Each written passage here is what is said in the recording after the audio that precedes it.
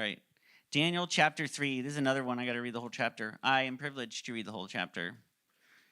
All right. The image of gold and the blazing furnace. King Nebuchadnezzar made an image of gold 60 cubits high and 6 cubits wide and set it up on the plain of Dura in the province of Babylon. He then summoned the satraps, prefects, governors, advisors, treasurers, judges, magistrates, and all the other provincial officials to come to the dedication of the image he had set up. So they and all the other provincial officials assembled for the dedication of the image that King Nebuchadnezzar had set up, and they stood before it.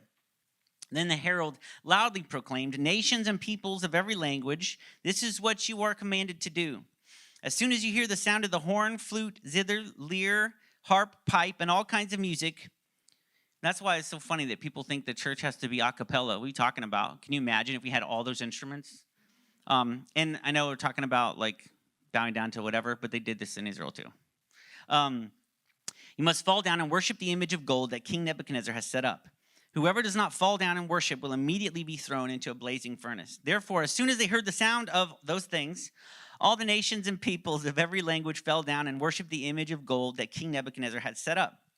At this time, some astrologers came forward and denounced the Jews. They said to King Nebuchadnezzar, "May the king live forever. Your majesty has issued a decree that everyone who hears the sound of those things must fall down and worship the image of gold, and that whoever does not fall down and worship will be thrown into a blazing furnace. But there are some Jews whom you have set over the affairs of the province of Babylon, Shadrach, Meshach, and Abednego, who pay no attention to you, your majesty. They neither serve your gods nor worship the image of gold you have set up." Furious with rage, Nebuchadnezzar summoned Shadrach, Meshach, and Abednego. So these men were brought before the king, and Nebuchadnezzar said to them, "Is it true, Shadrach, Meshach, and Abednego, that you do not serve my gods or worship the image of gold I have set up? Nor when you hear the sound of those things," sorry, I decided last week I wasn't going to read all the things over and over again. "If you're ready to fall down and worship the image I made, very good. But if you do not worship it, you'll be thrown immediately into a blazing furnace. Then what God will be able to rescue you from my hand?" Shadrach, Meshach, and Abednego replied to him, "King Nebuchadnezzar, we do not need to defend ourselves before you in this matter. If we are thrown into the blazing furnace, the God we serve is able to deliver us from it, and he will deliver us from your majesty's hand. But even if he does not, we want you to know, your majesty, that we will not serve your gods or worship the image of gold you have set up."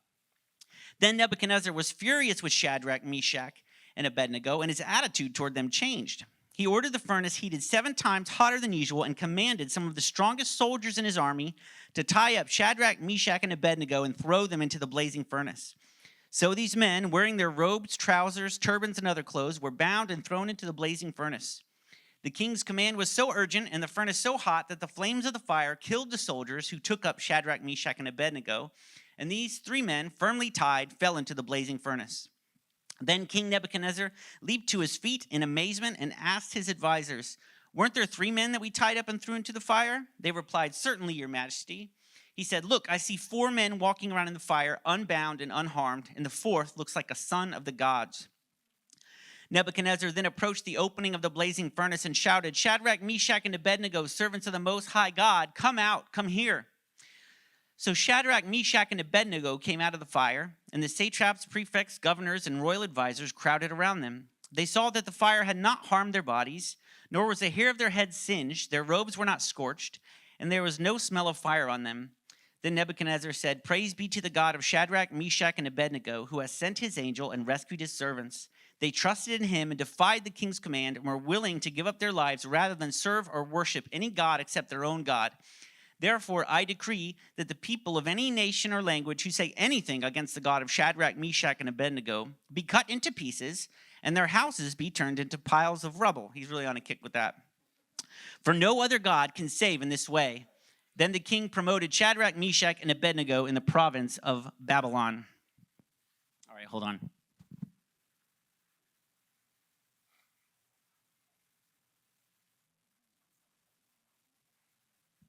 All right. So this instance, and most of us are probably familiar with the story, happened 16 years after Daniel interpreted Nebuchadnezzar's dream.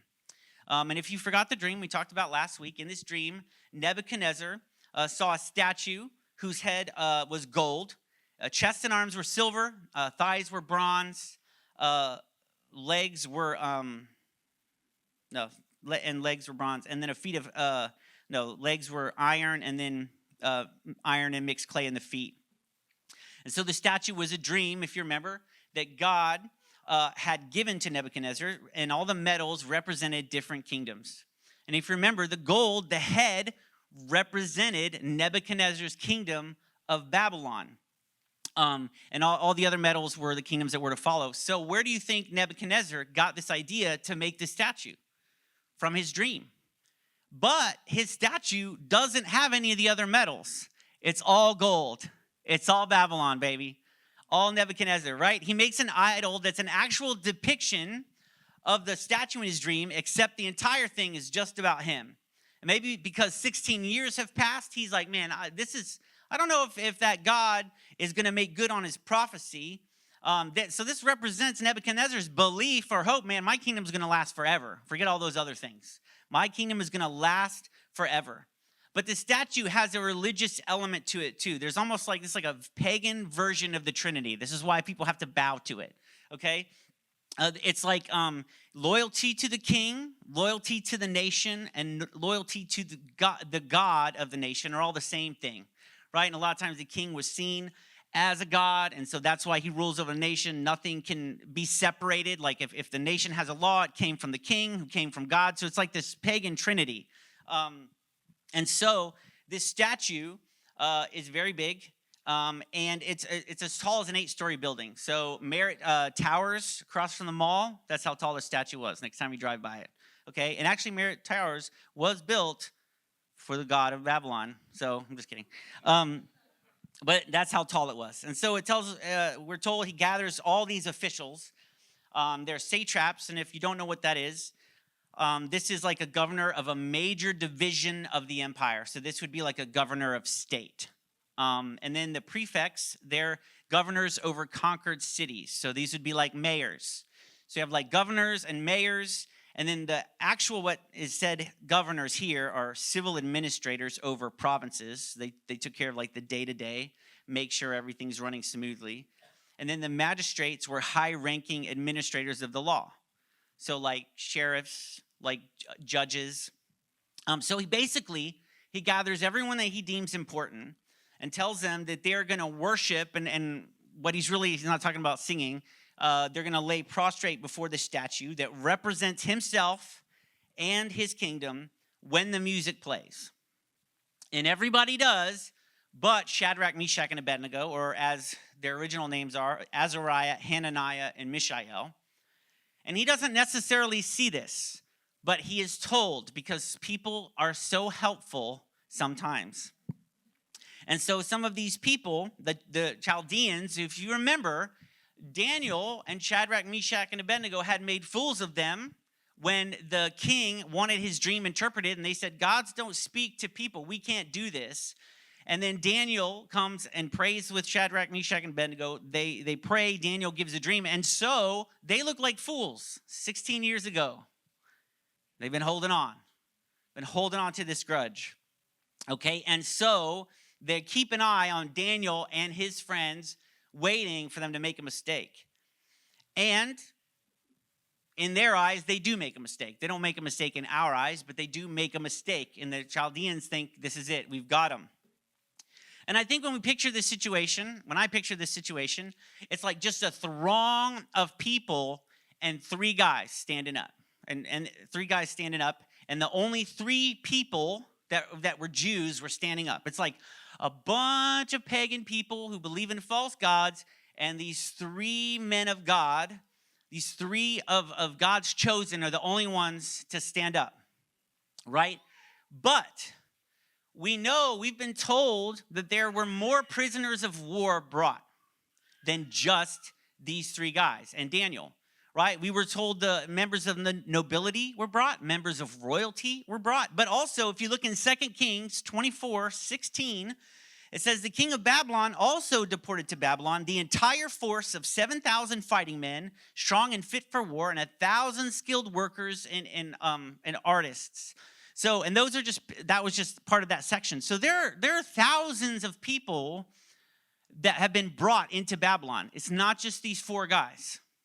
Many, many of God's chosen people have been brought into Babylon. So these 3 guys in Daniel are not the only ones who know better. There are more people in this crowd that know better.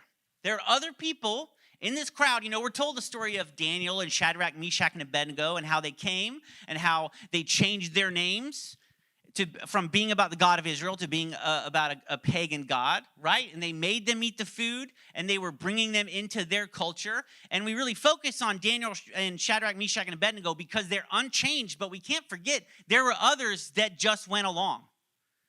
There were others that just went along who did exactly as they were asked to do. Only Daniel and these 3 guys are the ones who stood up and were not assimilated into this culture, but they're not the only ones who know better. There are many more who are here, present at this time, who know better. And it would have been easier just to bow. They would have received no judgment from their peers. Who's going to know? Who's going to know? None of the pagan people are going to look down on them for just bowing, right? And their peers are bowing. I almost picture sometimes like someone they know being like, come on, just get down. What are you doing? What are you doing? Just get down. And no one's going to give them any grief for bowing down. And if we think about it, we could come up with some really good reasons for them to just bow. I mean, think about in our time and what we would think if we're put in a situation like this. You could think, look, we can fall down. I'm going to fall down, but I'm not actually going to worship, okay? They don't know, okay? I'm just going to be on my knees, but I'm going to worship our God, okay? I'm not going to worship that God. I'm going to go on my knees. It'll be safe, but I'm going to worship our God. Or we can say, look, we can worship this idol one time. I'm going to worship this idol one time, and then, I just ask for forgiveness from God, right? And say, God, I'm so sorry. I just did it this once. You understand? It was life or death, right?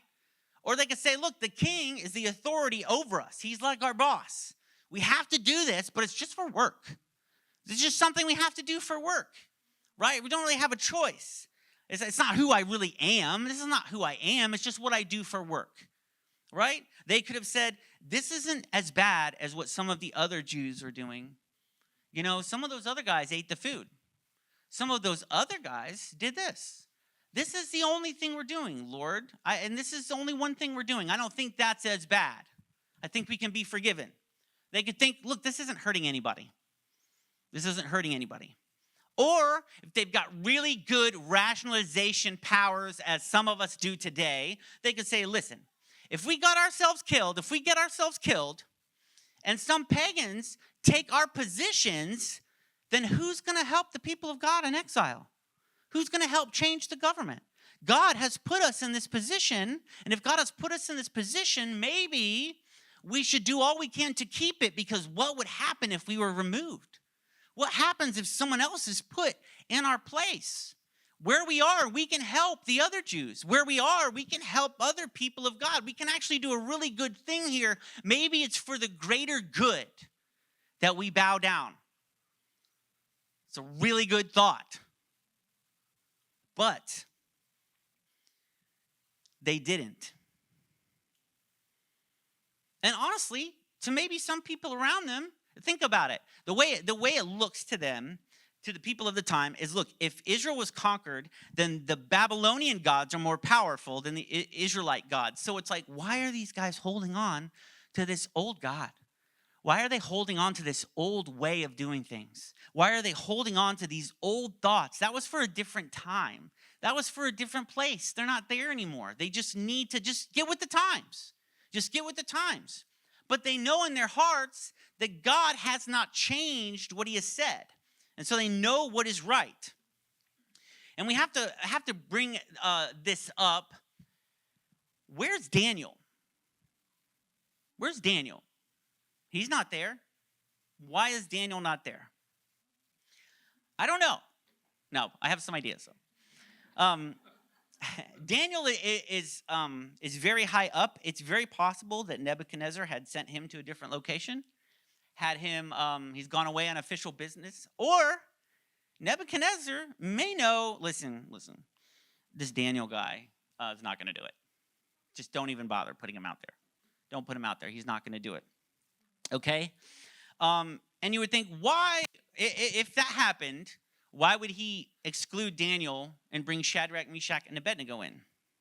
Well, if we look throughout history, if we look in Daniel 1:8,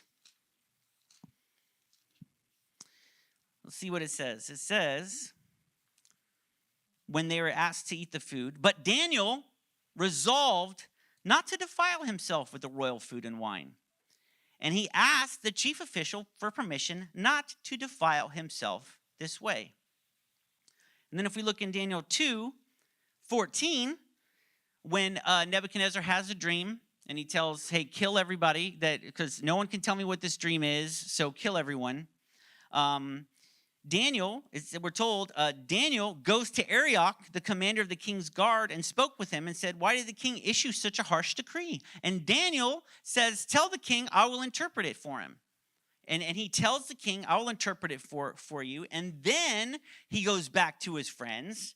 He goes back in 17. It says, then Daniel returned to his house and explained the matter to his friends, Hananiah, Mishael, and Azariah.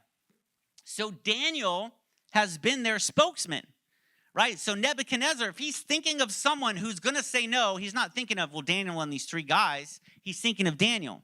Daniel is the one he has seen. Daniel is the one who has spoken up. Daniel is the one who's come before him. He's gone and prayed with Shadrach, Meshach, and Abednego. Shadrach, Meshach, and Abednego have been a part of his defiance, if you will, but they weren't the spokesman, okay? So it's very possible Daniel was left out, but they were not, okay? So he's very angry. He's very angry. And he doesn't kill them and turn their houses to rubble, because that's level 1 anger. Level 2 anger is fiery furnace anger. Okay, and so he gives them another chance. And I don't think he's necessarily being gracious. He's just like the most gracious of kings. I think he's well aware that these guys, these astrologers who have told on them, he knows they might be a little jealous. They might be trying to get rid of these guys. I want to see the truth before I just kill some of my useful servants. Let's make sure that this is actually what's going to happen. Or he could have thought, okay, maybe they're able to show this arrogance out there, but let's see if they'll show the same arrogance when they have to face me, the king. Let's see if they will do that before me. But their response is, we don't need to defend ourselves in this matter. And this is much like saying, look, we aren't going to change our minds. You're not going to change your mind. So there's really nothing to talk about. They don't even try. They just say, we don't need to defend ourselves. We know what you want. We're not going to do it. We know the cost. We're not going to try to talk our way out of it. We're at an impasse. And the fact that they do this before the king, who gets what he wants when he wants, infuriates him. So he's not just like, okay. I'm not just going to throw you in a fiery furnace. Now I'm going to make it really hot. And I'm going to make it so much worse for you. Okay? And so I don't know why he always thinks of ways to kill people. I just think like you get bored with killing people certain ways, you know? Hanging went away. Why? It was boring. Hanging's boring. What's next? You know, the guillotine went away. Why? Boring. That's why. Doesn't have anything to do with human rights. It's because it's too boring. All right? It's funny how much time and energy we spend on like creative ways to kill people. And so this king, whose life is very boring, he doesn't have a jester, I guess, says, let's throw these guys in this fiery furnace. And he orders the furnace heated 7 times hotter than usual, ties them up, and has them thrown into the furnace. So this furnace, what it would have looked like is this. This is what these furnaces kind of looked like back in the day. You can go to the next one.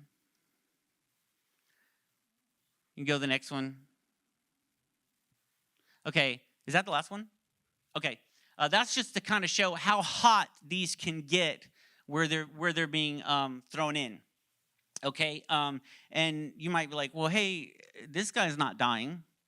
Those guys that threw him in, it said the guys who threw them in the fire were burned and were killed.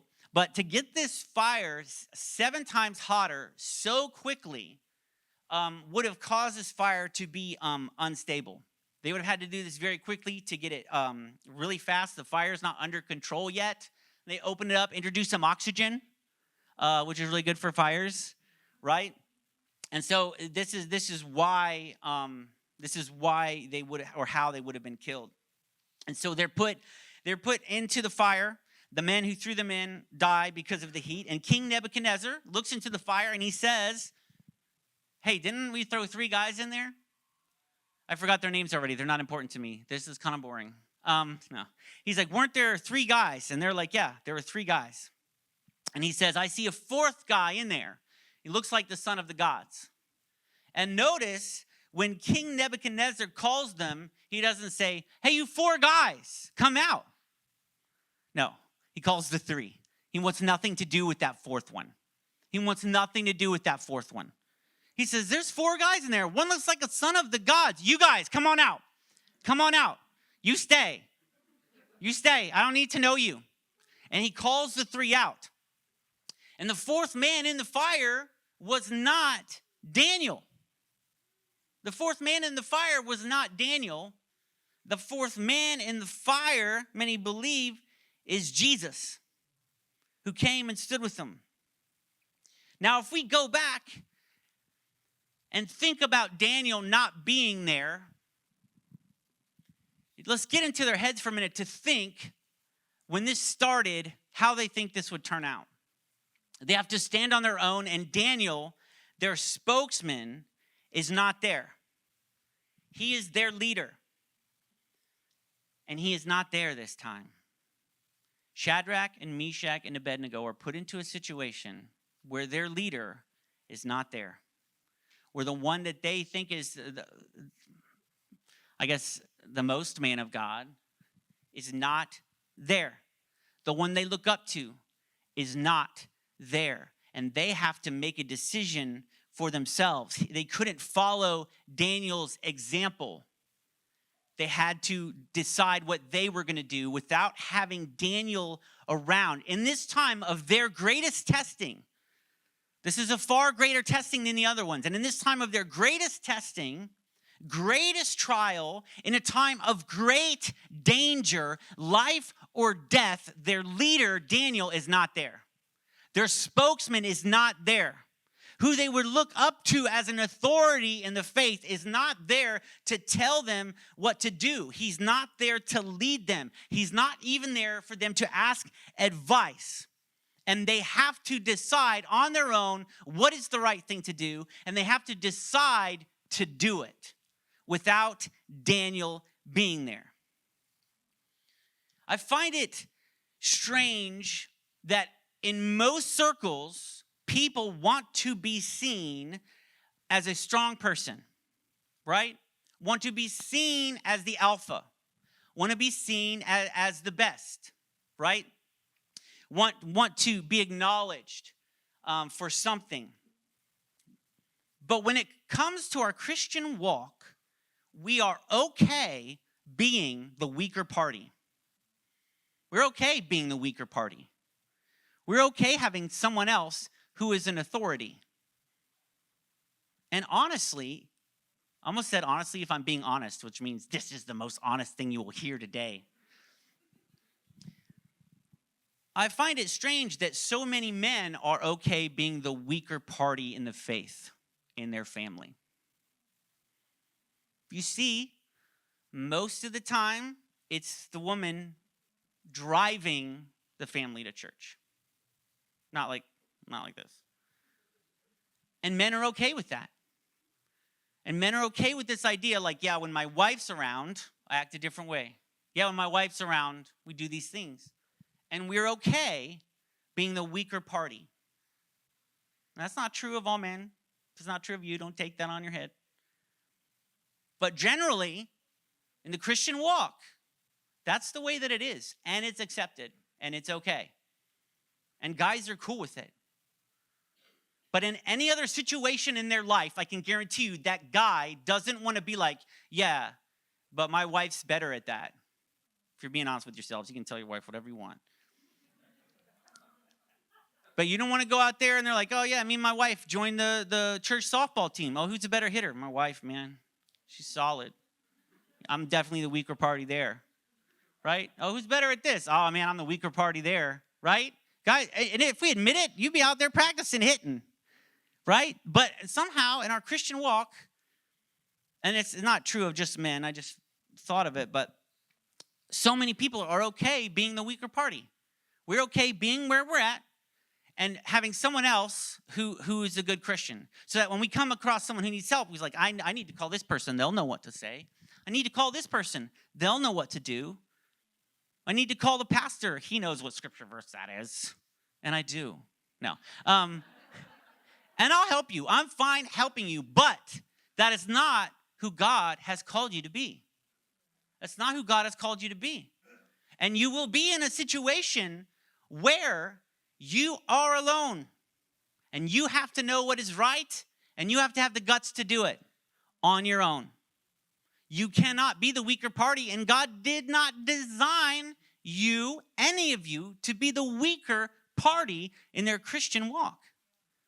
He has called us all to know him. He has called us all to know his word. He has called us all to stand in the faith. He has called us all to know him. We can't be okay with being the weaker party. I know everyone here can think of a friend who is like a stronger Christian than you. They're the stronger party. I'm the weaker party. I know that if we have to stand up for what's right, I hope they're around because they can do it. But that's not God's ultimate desire for you, because one day Daniel will not be there. One day I will not be here. In the time of need and maybe in a time of great danger, and the greatest danger that you are in, it is very possible that you could be alone. Or you might be with those who are actually weaker parties than yourself. But in the end, they did not need Daniel. Daniel was not the fourth man. Daniel did not show up and go in the fire with them. Who was in the fire? Jesus was with them. The voice that gave Daniel courage gave them courage. Daniel could not always be there, but God is always there. And he had never left. And he was always with them. They saw him in the fire, but it's just like the fire lit him up because he was there from the beginning. And these guys, they know the word. They know the word. And throughout the Bible, God had revealed himself to his people. They know the story of Moses. God revealed himself to Moses. They know the story of Joshua. And God revealed himself to Joshua and tells these guys where to go and what to do. He tells them he's with them. I will go with you. I will go with you wherever you go. They had this amazing encounter beforehand. He's like, Moses, go get your people and I will go with you. Well, that's comforting. That's comforting that you're going to go with me. Right? But, and I think we think if the moment comes like this, God is going to come before us and be like, go step in the fire, I'll be with you. But that's not always how it works. It didn't happen like this for them. They had to know what God wanted. They had to know who God was prior to this moment. They received no pep talk. They have no burning bush. They just know the word and they do what they know in their hearts is right, not knowing how it will turn out. And because they do it, not knowing how it will turn out, the God of Moses and the God of Joshua and the God of Noah shows himself to them and shows them that he was there the whole time, walking just as closely. He just revealed himself after. He just revealed himself after. And not only does he reveal himself to his faithful servants, but he reveals himself to this pagan king. And he is like, if they had thought, I need to not bow because we keep these people safe, it would have been a temporary security.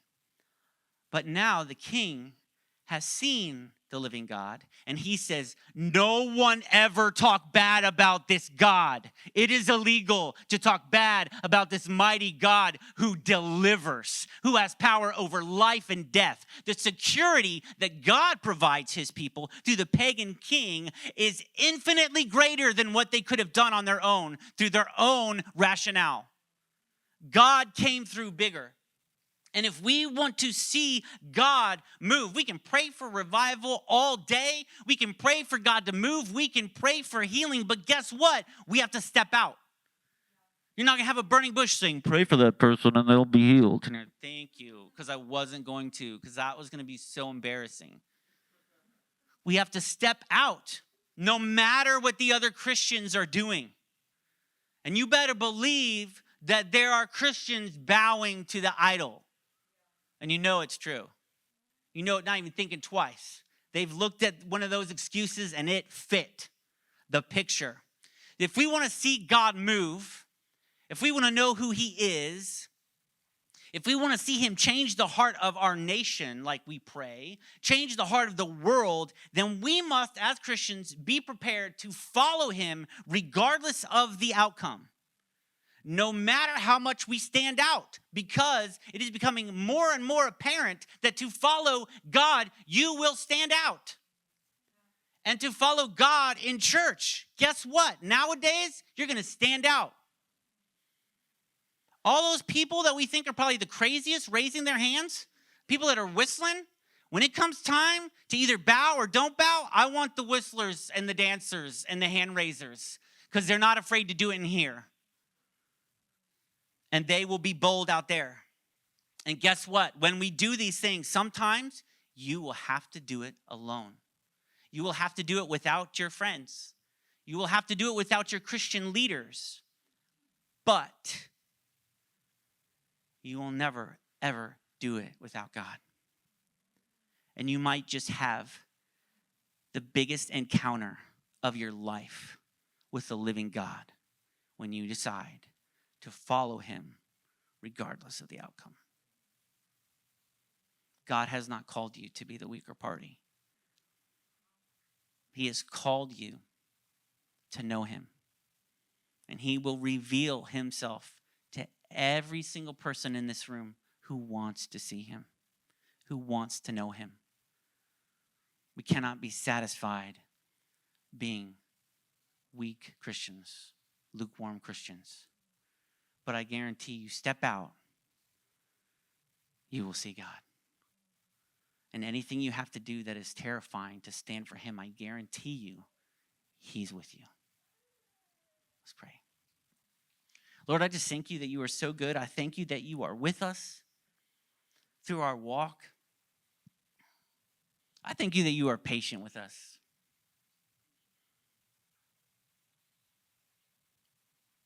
We have our ups and downs, we have our mountains, and we have our valleys. There are times when we are strong, and there are times when we are weak, Lord, and it is so reassuring that you are always strong, and you are always faithful, and you are not weak. And I just thank you that you walk beside us, Lord. I just pray that you would help us to be obedient to your word and give us a passion to know you, to know your word, to know what you say. That we don't need a burning bush moment to know what you would want us to do in any given situation. We thank you for your faithfulness, Lord. And I just pray that we would hear from you this week, Lord. That we begin to see you at work in our lives, Lord. That we could see the fruit when we step out. That we could begin to harvest, Lord, what you have planted.